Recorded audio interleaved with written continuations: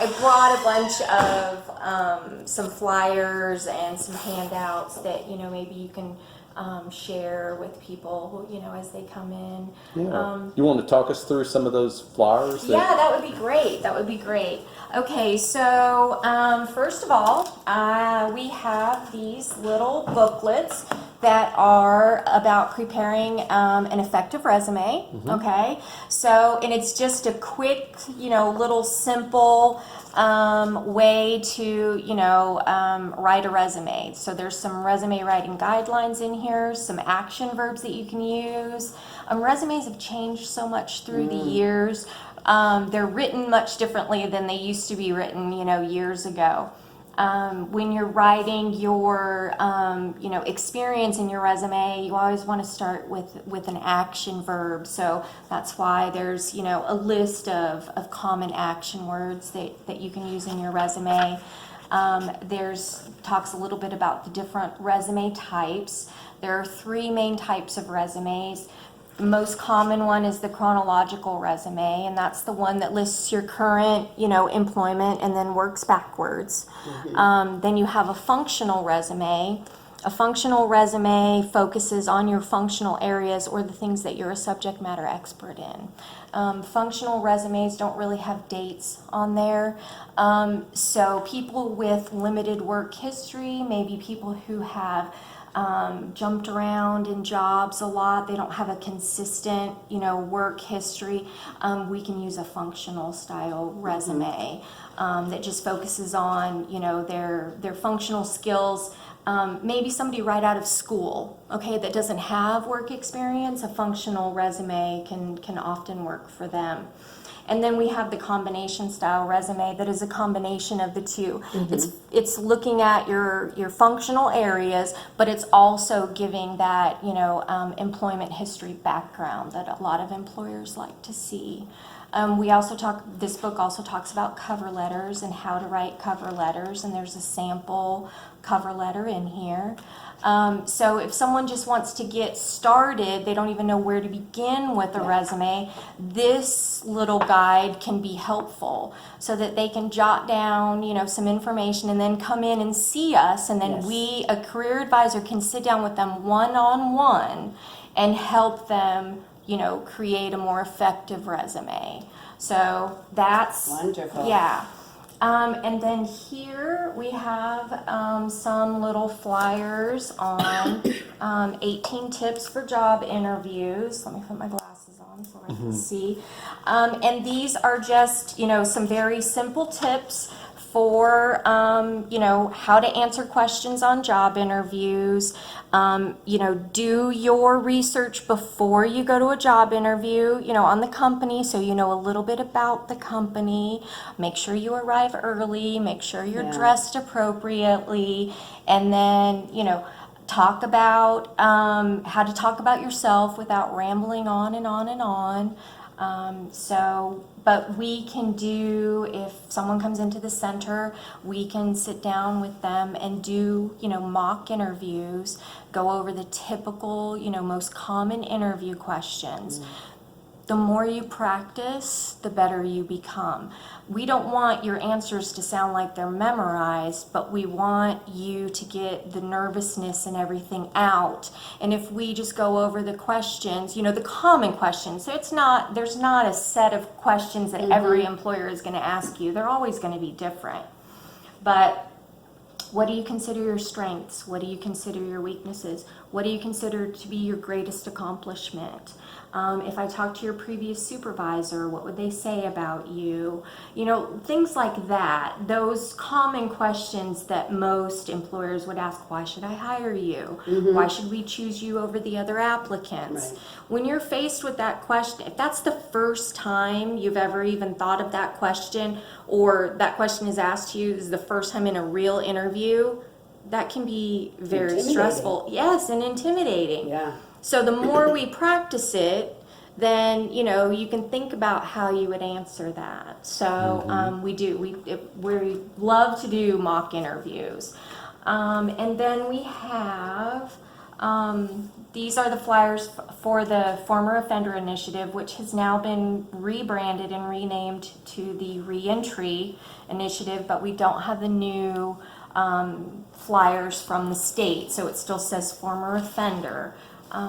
But here, the Former Offender Initiative, this little flyer just talks about what we can do for them and how we can, assist them. It talks about the federal bonding program, the work opportunity tax credit, other available resources that, are available to them.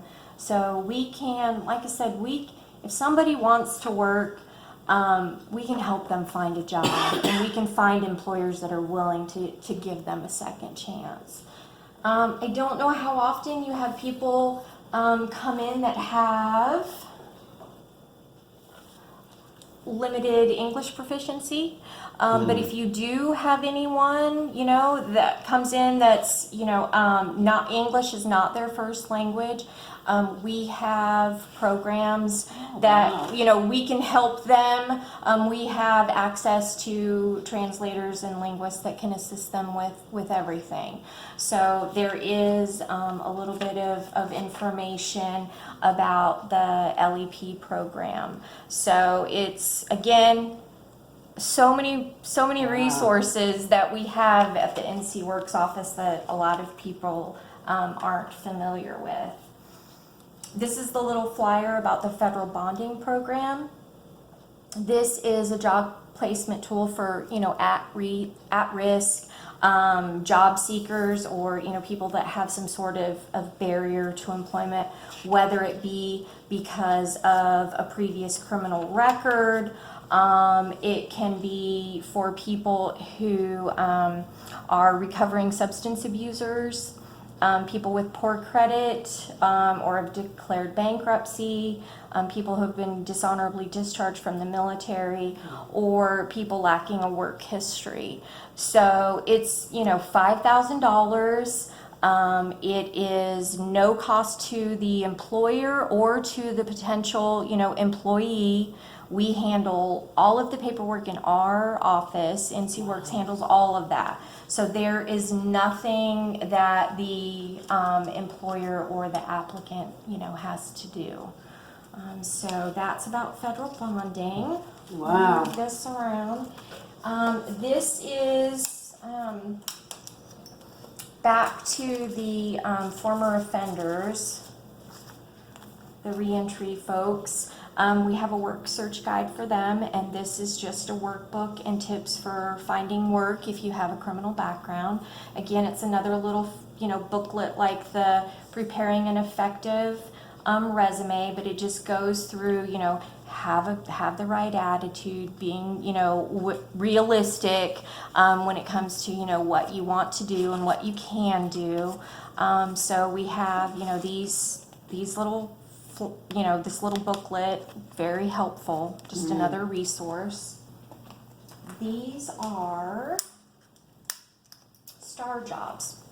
STAR jobs, so let's say you have someone that comes in and maybe it's a younger individual and they're not really sure what they want to do. STAR jobs are the top jobs by education levels in Western North Carolina, okay?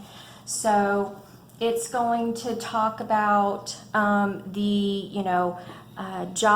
top jobs with just a high school diploma or high school, experience, what the, average wages would be.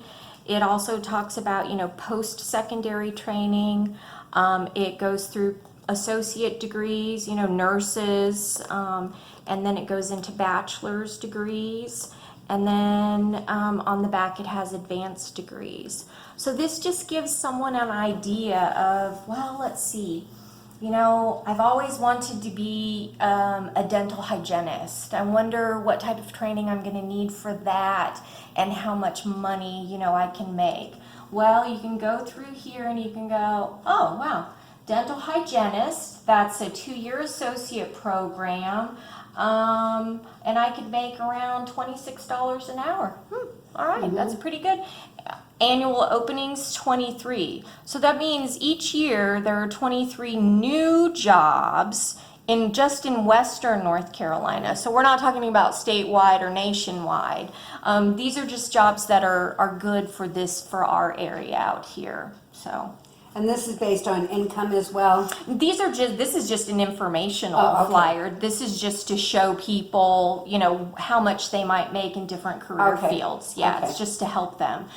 Because, there are some jobs where, that you can get that doesn't require you to go to college. There are a lot of jobs, trade schools, skilled positions where you're going to make some pretty decent money, such as, wonder where plumbers are. Plumbers, electricians. Here we go. Yeah, you're talking somewhere between, $17, $20 an hour. Yeah. Starting out. Those are great. I think we sometimes we forget about those skilled trades. They can, On-job training. yeah. So and we actually have several employers in the area. Between Swain and Jackson counties, I think right now we probably have, I know for sure off the top of my head, there are 3 employers that are looking for people with HVAC experience, carpentry experience, but they're also looking for people who are willing to be helpers. People that don't have any experience but are willing to learn, and they're willing to take them on and teach them and come work for me. And An as a apprentice helper, program, it's yeah. basically it's kind of like an apprentice program, like on the job training. There are Yeah. employers that are willing to do that, and these are small businesses in the area. So if someone wants to work, we can help them find a job. So that's all of that information. Now this is just a little flyer about the Workforce Innovation Opportunity Act. We call it WIOA for short, but it's WIOA, and that's the program. And this is that federal program that provides funds for education here in North Carolina. So this, step 1, call your NC Works Career Center, our office here in Bryson, and we will set you up with a meeting, and you can come in and talk to the specialist, and she can tell you if you are, eligible for the program. Now, you can get, qualified to be able to take advantage of the WIOA program, but it is a lengthy process, because they're going to have to provide, income records from, their household, etc. Because the WIOA program is based solely on need. It's income based. It has nothing to do with, your, how smart you are, things you've done in the past. No, it's completely income based. So it's an opportunity, for people that want to better, themselves and get some solid training. And now, what about age on that? Whereas you got a graduate who would like to use their family income to apply for that. At what age? 18, 21? Because they don't have jobs, they don't have income. Right. So if somebody is living at home with their family, then it's the household income that's That would be taken into used. account. Yes. For what's the age limit on that? It doesn't, whoever you live with in your household. It's there, okay. Yes. Good, So good. it could be somebody who's 30 years old living at home. I mean, it really can. Yeah, I It know. doesn't. There isn't an age limit on it. Okay. It's based on the household income. Wow. So if somebody, you have some people that are very, young that live by themselves and, barely make ends meet. WIOA is a great opportunity for them and Yeah. a potential program for them. So, yeah. So there Wow. are, And if you come to the center in Bryson City, we've got a lot more resources available there in the office. But these are what you brought for us to kind of share with Yes, folks sir. right here. Yes, So yes. So I brought all of this for you all, and I'll make sure you stay stocked. All right. In all This of is in all awesome. of these. Yeah. So there's one more thing. Here we go. I forgot about this. Job search knowledge scale. Okay, this is an awesome little flyer. Okay, so basically this helps you determine how much you know about finding a job. Okay, so it is a little questionnaire, and you go through and answer the questions, and then you have a score, and it tells you know what you're doing, or I think you need some help to try and figure out how to navigate the job search market nowadays. Yeah. But this is a big, Okay, huge flyer. wow. It's really interesting. I like this. This does not have NCWorks logo on it anywhere, but it is a resource that we use. So I thought I would bring some of these for you also, because we do have them in the office. And there are a lot more resources that we have in the center. I don't know how often you encounter veterans. We have a veteran rep and a veteran specialist that covers our area. That's Shirley Butler. She covers the entire 7 counties this of western North Carolina. So she's very busy. But Shirley is our, what we call the DVOP and the lever, okay? So basically what that means is she works with employers as well as applicants. So she helps veterans, disabled veterans, find employment. She helps them get job ready. So basically Shirley's job is to get veterans with barriers to employment to be job ready. She helps them with resumes, everything. So she works with us in the NCWorks office, and she does come to Swain County on certain days. She has a schedule that she'll come out to meet with veterans. But she gets them job ready, and then we can assist them as well in more detail or in more depth to help them find employment. So do they connect with her through your office then? Okay. Yeah. Usually when a veteran comes in the office, we do an intake. It's called a veteran service intake form. And that's how we determine if they are an SBE veteran. And SBE means they have a significant barrier to employment. Those can be disabled veterans, veterans that have been out of work for a long time. Also, veterans ages 18, male veterans ages 18 to 24 fall into that category.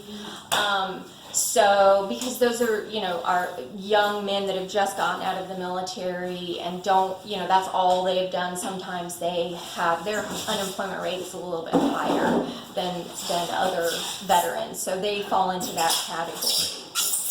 If we determine that they are an SBE veteran, then we, refer them to Shirley. I give Shirley a call, or I shoot her an email and say, hey Shirley, I just had a veteran come in. This is a little bit of information about him or her, and then she, reaches out to them. If we determine that the veteran is not an SBE veteran, or they are job ready, and just need assistance in finding jobs, then usually I talk to them because I'm a veteran. So sometimes it's nice to talk to veterans if you're a veteran. I'll sit down and talk to them and help them, translate what it is that they did in the military into civilian terms. But there are some programs for, intensive services for veterans that we have as well. So if you ever, encounter, anyone, if you have a veteran come in, especially homeless veterans, if you have a homeless veteran that comes in here, you contact me, I will contact Shirley, she will get that person in lodging for the night. There is no waiting, okay? So she has access to emergency, funds, whatever it is that she does. But if you have a homeless veteran that you encounter that you know is going to be sleeping on the street tonight, you let us know. We will get in touch with Shirley. I need to bring you some of Shirley's cards because that's what she does. And there are emergency shelters that we can get them into. Okay. So yeah, That's awesome. Yeah, she's very. She's amazing. She's an amazing woman. She's a Navy veteran, and she's been through a lot. She's just an absolutely amazing woman, and is very, very dedicated to helping veterans. So she always says that if you have a veteran, that is homeless, don't you let them stay on the street tonight. You call me, and I will get them some emergency shelter. So Even if they have addictions? Yeah, okay. Yeah. All right. Yeah, she can, yes, yeah. Let's say you have a veteran that comes in that says, yeah, I'm a veteran, but I don't have a copy of my DD-214, and I don't know how to get a copy of my She DD-214. will get it. I've looked all over for mine. Yeah, I can help you get yours. Oh. It's very easy. I can fax the request for you. Okay. So yes, we're gonna have to contact. Bonus. Yeah, we're gonna have to contact We have National. meetings here, too. Yes, we contact National Archives. You can do an online request. You can do a written request, or we can fax in the request. I usually just fax them in. I just did one the other day. A gentleman came in. He's like, I don't know where my copy is. I was like, no problem. We'll get you squared away. It takes a little time, but yeah. So we can get all of that taken care of. So yeah. There's a lot of services, and I probably talked longer than I was supposed Well, to. I have to go. I know This you was have to go. awesome. I'm so sorry. Unbelievable.